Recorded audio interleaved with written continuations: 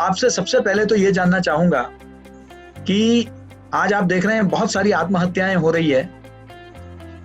पत्रकारों के बरादरी में भी आपने देखा, तरुण सिसोदिया का मामला हुआ, अभी एक और बिटिया ने जो है टेलीविजन एंकर है, उन्होंने आत्महत्या की। एक बहुत सारी इस तरह की घटनाएं हो रही है, यानी कि तनाव बहुत है इस वक्त। और इसमें कई लोग मेडिटेशन टेक्निक्स को अपना रहे हैं, कई स्पिरिचुअल गुरु से बातचीत चैनलों में दिखाए जा रहे हैं।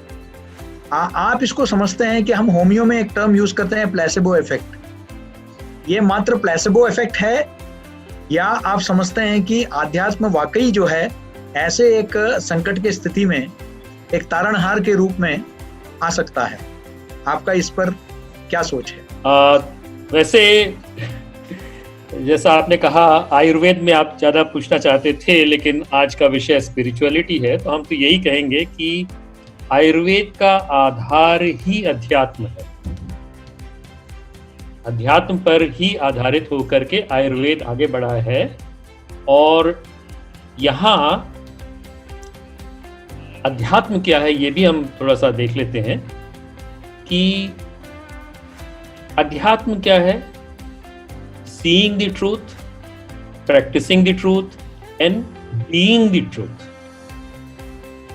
हाँ, जो हमारे यहाँ एक धारणा है ना, अहम ब्रह्मास्मि, ये आध्यात्म का सर्वोत्कृष्ट स्तर है। अहम ब्रह्मास्मि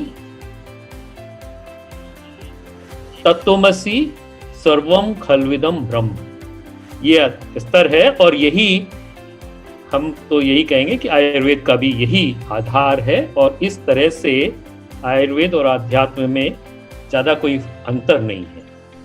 जहाँ तक आपने आज की दशा का वर्णन किया कि जो आत्महत्या और ये सब जो चीज़ें होती हैं, हो रही हैं समाज में और ये समय बढ़ रही हैं, इसके पीछे आपने स्वयं ही कहा जो कारण है वो स्ट्रेस, तनाव जो है वही मुख्य कारण है। उसके अलावा और कोई कारण हो ही नहीं सकता। और तनाव को दूर करने के लिए अध्यात्म से अच्छी कोई चीज नहीं हो सकती।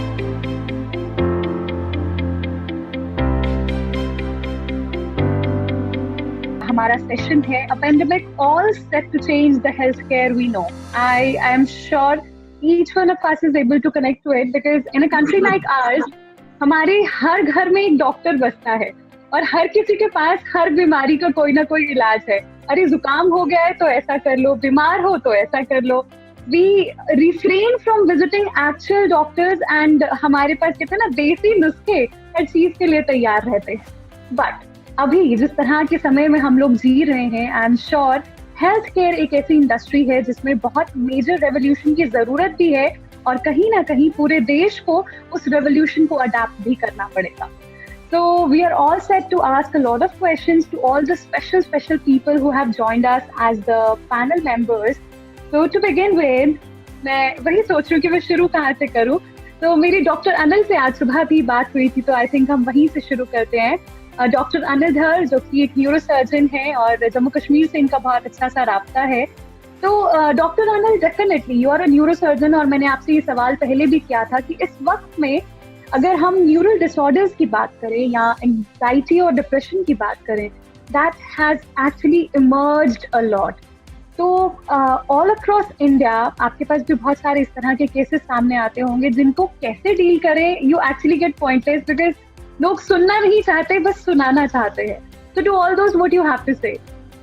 जो पहला जो आपने क्वेश्चन किया है तो बहुत अच्छा क्वेश्चन है कि जो इसके साथ ब्रेन रिलेटेड या जिसे हम माइंड रिलेटेड इश्यूज हैं उसके बारे में बात करते हैं। जो अक्सर जो कोरोना के रिलेटेड पेशेंट्स होते हैं ना, उनके मन में एक टाइप का फियर होता है, जो कि एक पेंडेमिक जब भी होता है या एपिडेमिक बोलिए या बीमारी बोलिए, पेंडेमिक तो एक एक्सट्रीम फॉर्म है।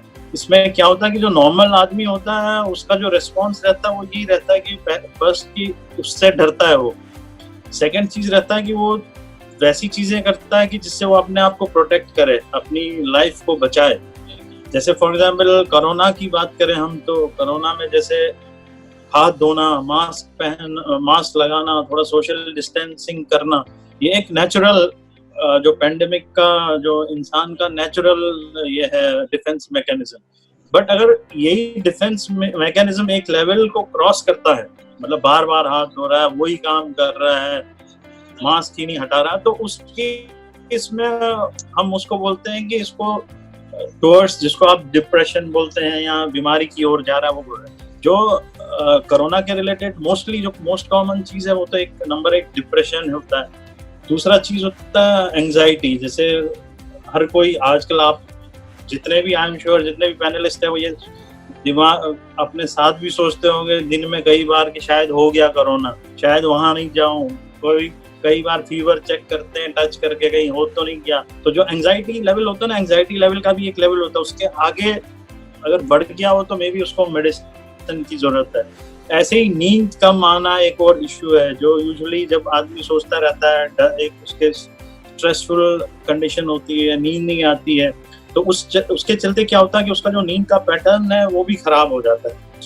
ये सिर्फ कॉमन जो पॉपुलेशन है उनके साथ नहीं है, बट जैसे मैं एज ए डॉक्टर, जो जितने भी हेल्थ केयर वर्कर, जैसे नर्सेज हैं जो हॉस्पिटल में काम करती है, उनमें भी पाया गया कि डिप्रेशन बहुत है, एंजाइटी बहुत है, इंसोम्निया बहुत है, कुछ लोगों को दवाई खाने की जरूरत पड़ती है।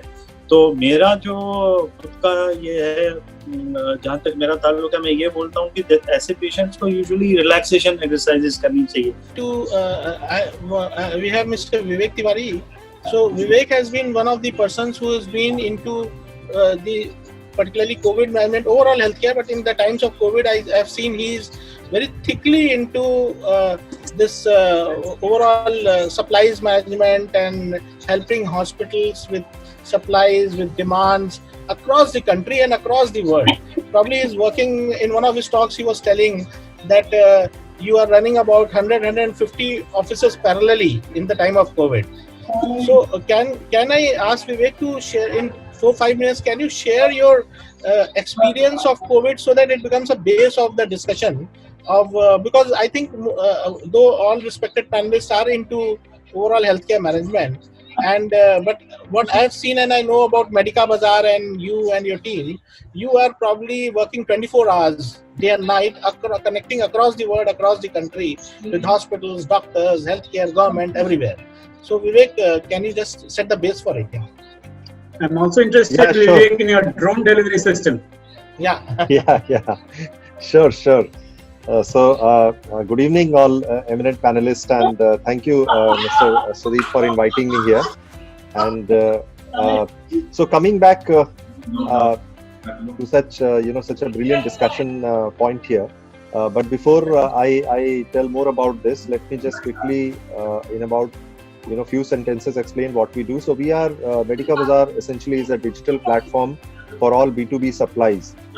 When we talk about B2B supplies, obviously it involves everything which are required in hospitals, so starting with equipment to the last mile pharma or consumables or everything. And we are seemingly developing the largest supply chain efficiency for all medical supplies, especially catering to all tier 2, 3 and beyond, where we can bridge the gaps between manufacturers, sellers and the customers.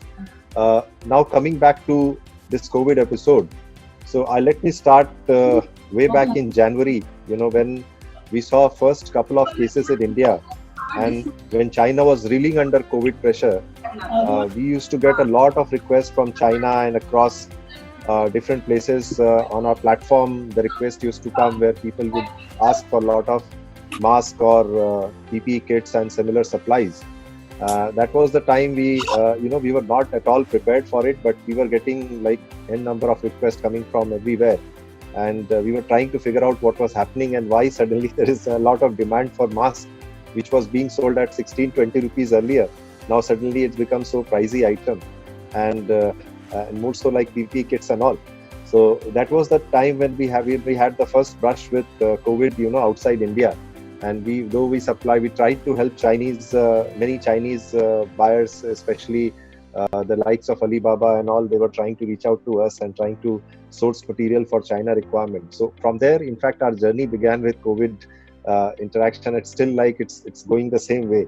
I would say. Initially, when COVID started in India, Noida was on the map with one of the highest cases started in Noida and Gurgaon in the NCR and also in Mumbai. So, can you share quickly? Yes, we started the hospital just 6 months ago. In January, we started this Signet Hospital, which is a 100-bedded, primarily focusing on the kidney hospital, kidney problems and the urology problems. We have a state-of-the-art dialysis center and the state-of-the-art modular operation theaters. And sooner we started the operation, the COVID pandemic came into the picture.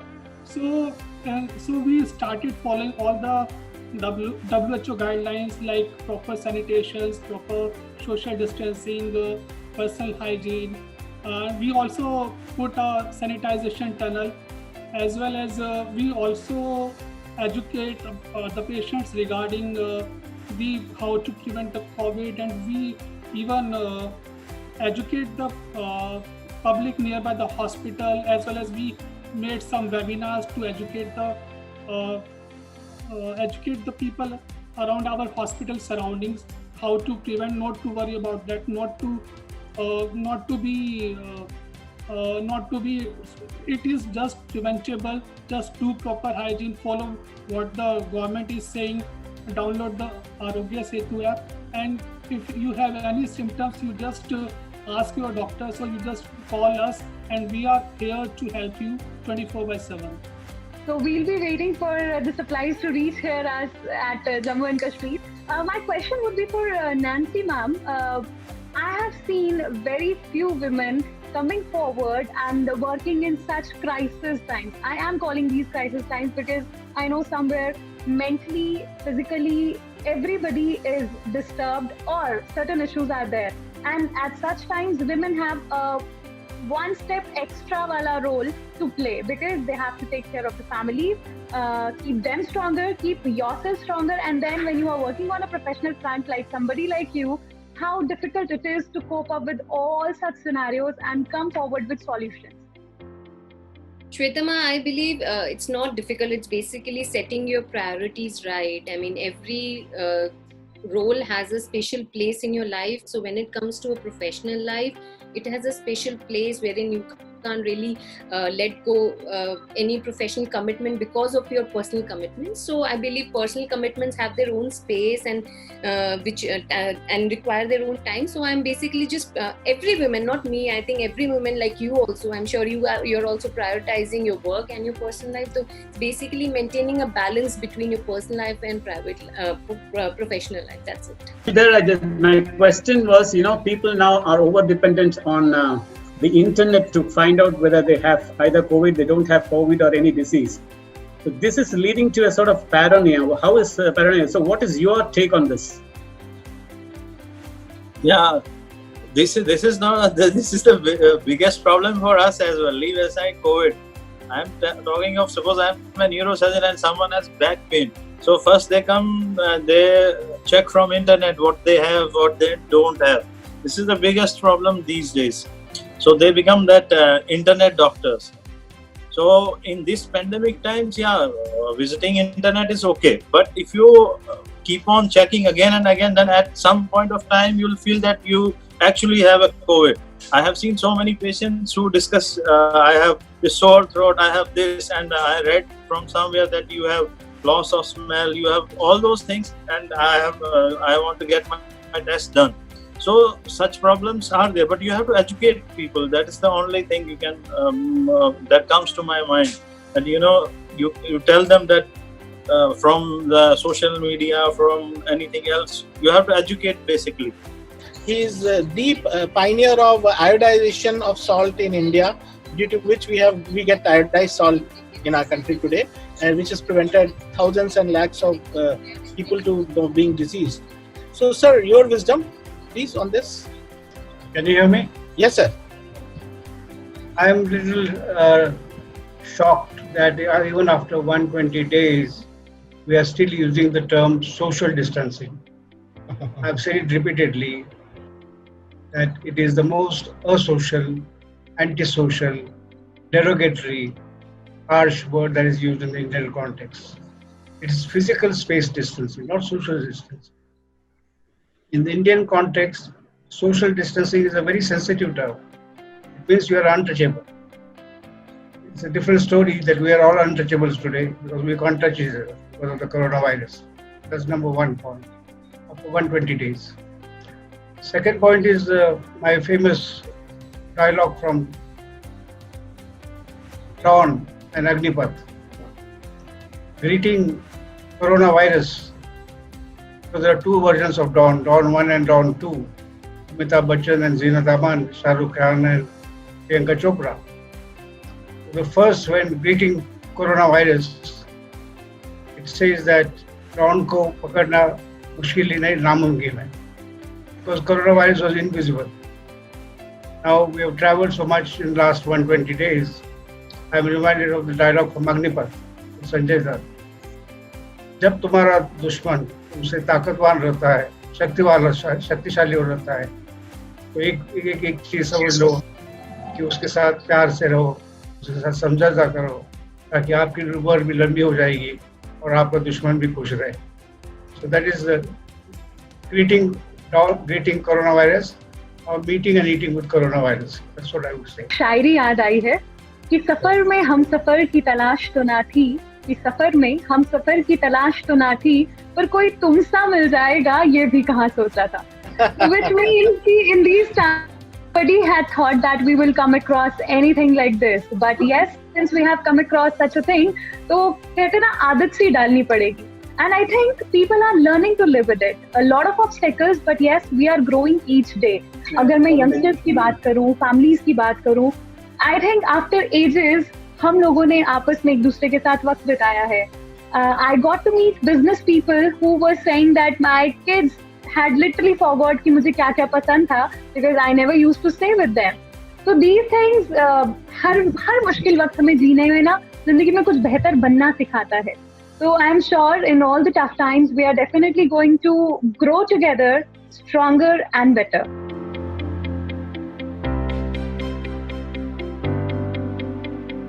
The topic is, of course, where do we stand in this pandemic? So my basic question would be to you, at what stage of the pandemic are we currently and when will India peak? Yes, it is very difficult to define at the moment where we are, but we are somewhere, I would say, close to middle of the pandemic. And India is a very big country with the large number of states, and we cannot define one single peak for this large country which is so heterogeneous. You can say that the big cities like Mumbai, Delhi, probably you can say that they are past their peak, but then there are other states where the numbers are rising, and if you see overall the cases are rising in India, and the peak will keep shifting from one place to the other place depending upon the number of cases, And we know that if you look into the natural history of a pandemic or epidemic, we know that when a given percentage of people, become immune or develop immunity against this infection due to either natural infection or due to vaccination, then we can achieve a significant degree of herd immunity. And if you want to look specifically from COVID-19 point of view and taking into account its reproductive number, then that number should be somewhere between 70 to 75%. So that means we need to have at least 70 to 75% of the population getting immunity from COVID-19 either through natural infection or through vaccination. And going by the serosurveillance data, Delhi data, where we found that about 23.4% of the people have got infected so far. Although if you go into some pockets in Mumbai, particularly the slums in Mumbai like Dharavi, they have found that about 50% of the people get infected. So if you see these serosurveillance data, then we are far away from getting out of the pandemic. We are still somewhere, I would say, not even in the middle. If you want to take the total picture, in India, and though the number of cases are coming down, but still we have a large number of vulnerable population which can get infected and become sick.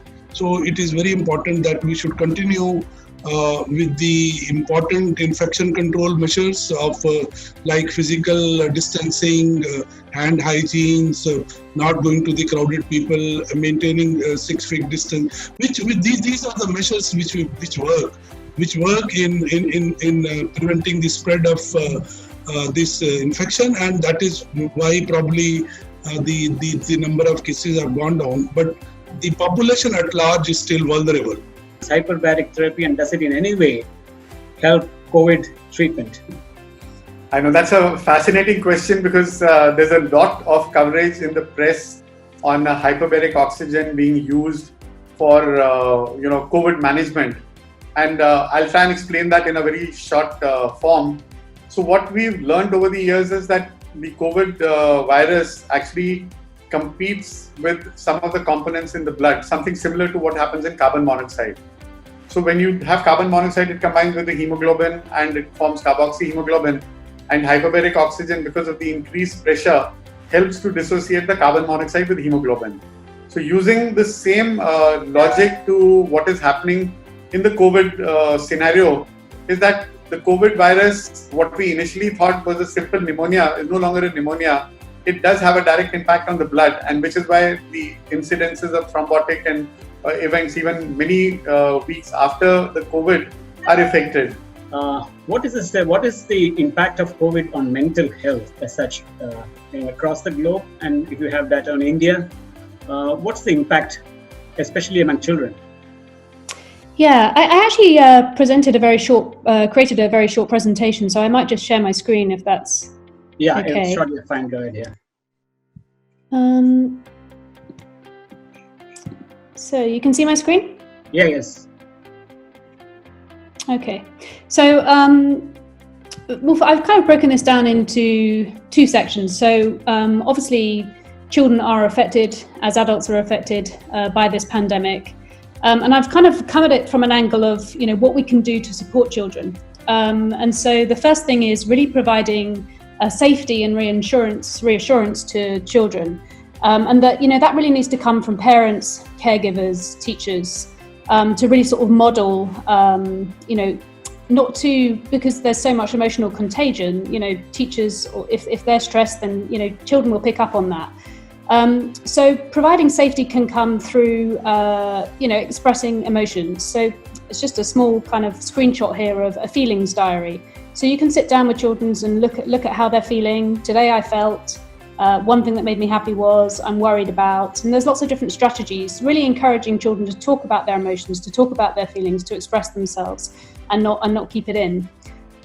Routine, children crave routine. That's why schools are set up like they are, with a very clear timetable, lunchtime breaks. And so it's really important to recreate that at home. So creating a timetable for having time for schoolwork, time for exercise, time for chores, time for play and creativity, and then time for screens as well, because we do know screens are important. Maybe not too much screen time, but children do still, they are digital natives and are brought up with screens, and some of their schoolwork is on screens. I can't stress enough the importance of exercise. And I've just got a screenshot here of, I don't know if you've heard about an online exercise guru in the UK called Joe Wicks.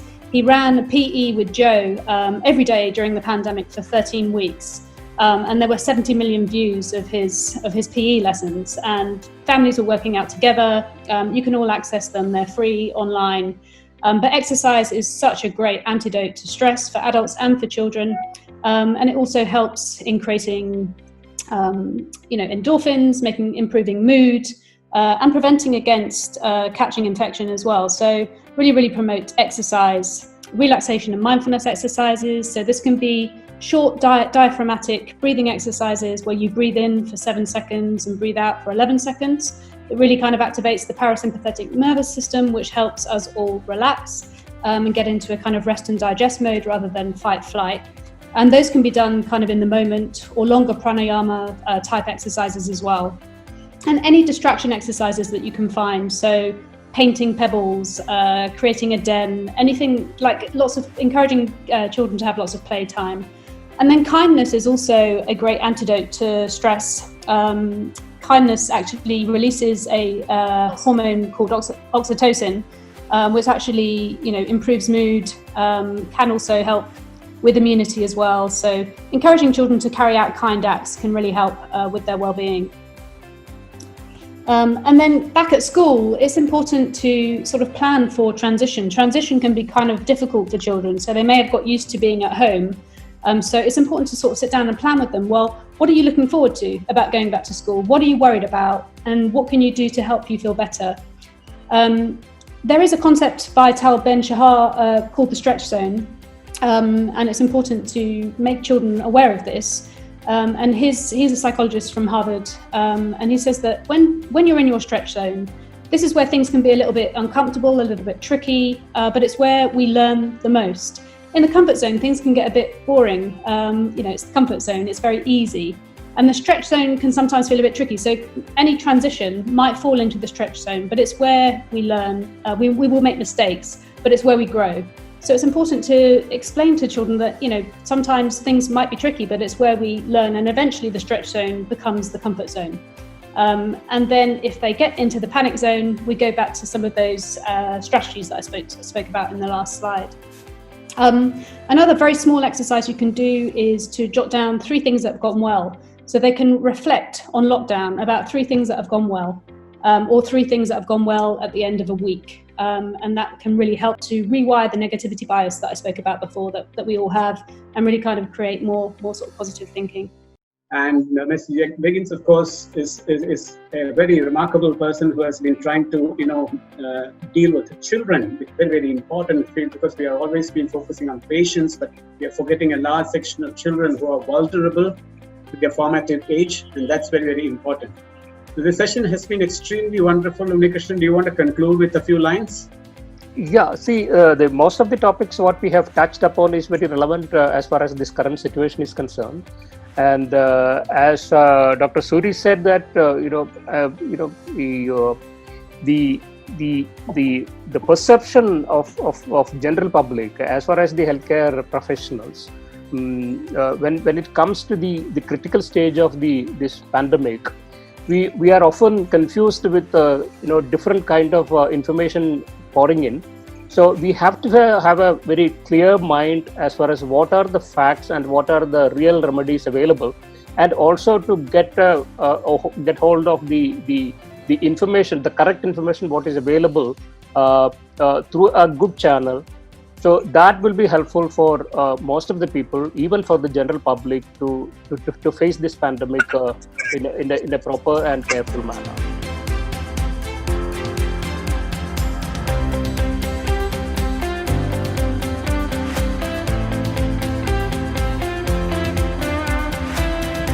I think the life of the people, the lifestyle of the people, and when it comes to medical practice, I think everything has gone for a change. And I think we want to extend my special thanks to Swadeep for organizing this meeting, to understand that what is going to be the overall change in terms of patient-physician relationship, patient-physician patient management, the long-term patient care. So this is what we need to understand, what exactly is going to be the post-COVID impact on the overall management of patients and medical services in India. So the first question, I think I'll ask to practicing surgeon like Dr. Sushil Jain and Dr. Sonia Lal, in terms to understand that how do you feel that this shift is going to happen in the real-time patient-physician relationship, short-term, or say that emergency patient management to the long-term patient management? Yeah. So we can start, maybe Dr. Sushil can give, and then followed by Sonia. Yeah, Dr. Sushil. First of all, doctors have become more sensitive and their responsibility has increased during this pandemic. Our aim remains the same, Sarve Santu Niramaya. Yes, I agree, because of the fear prevailing amongst the doctors as well amongst the population, the patients. We are unable to pet their pet. That is lacking. But the patient care is going to come to the same thing again. Now, of course, we are digitally connected with the patient with online consultations. The fear is gradually going. Now we are performing selfies regularly again, which we had stopped. And day by day, we are learning the techniques of safety, which we are applying in the operation theaters and the hospitals. And in long run, I think of maintaining the common precautions, we will be able to come to the routine practice. And awareness is the only way, we can get to people on, focusing on prevention and what's happening. So I think this is such an important topic.